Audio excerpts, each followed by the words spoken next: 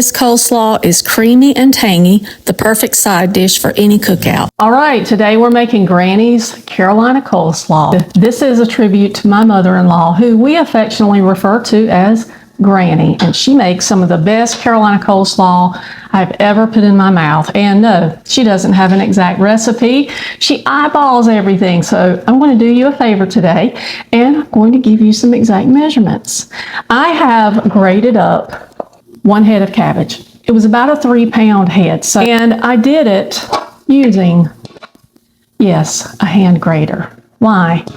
Because of the texture. You can do this in a food processor. Just be careful with it, because this is about texture. Granny's coleslaw looks like this. As you can see, the texture of it, that's because it was done using a hand grater. I've done this using the food processor before, and as a matter of fact, if you're doing this for a large group, I highly recommend a food processor. But just pulse it. Don't overwork it, because she doesn't really have a written recipe where the measurements are perfect. So I'm starting out with 1 cup of mayonnaise, and I'm adding in 2 tablespoons of sugar. We're going to add in after that 2 tablespoons of vinegar. I use white vinegar and white vinegar only for this. Salt and pepper. Now, I usually just put the salt in my hand because it's easy to oversalt things if you're salting right into a mixture like that. So that's about a half a teaspoon of salt. And then pepper. Now, from Granny's perspective, you cannot have enough pepper. And that is music to my ears because I love black pepper. So we're going to go a little heavy on the pepper. You do as much of the pepper as you want to, and then give this a stir. All I'm trying to do is get the lumps out. All right, and once we get the lumps out, it should look something like that.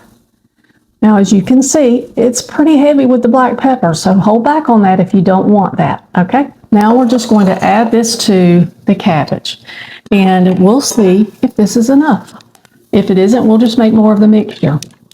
One thing to remember, that this is a Carolina coleslaw, and that means something different to every cook.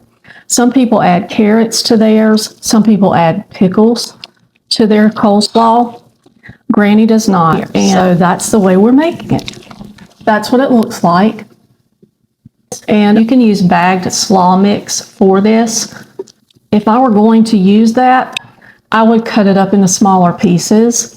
If you like the larger pieces, you certainly can use the same recipe with it. Around here, we like ours just like Granny made it. See the texture?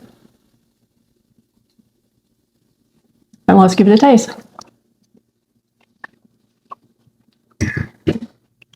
Right, so one thing Granny does is she puts hers in this little cornware dish. That's tradition. She flattens it out on top with a spoon, gets it all even, and then she adds more black pepper just over the top.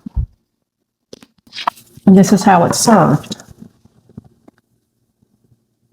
And you can add carrots, you can add pickles, you can even add red cabbage if you want to.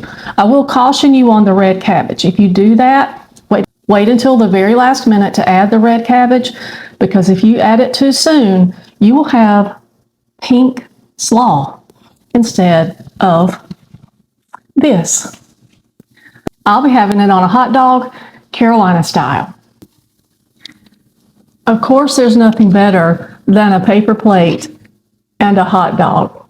Yes, I split the hot dogs down the middle and fry them in a pan, but if you want to grill them, go ahead. I like this. Add some mustard and some ketchup. Granny's homemade slaw. And we can't forget the homemade chili and the onions. And there you have it, a Carolina style hot dog with Granny's Carolina coleslaw and Mama's homemade chili on a paper plate. What could be better?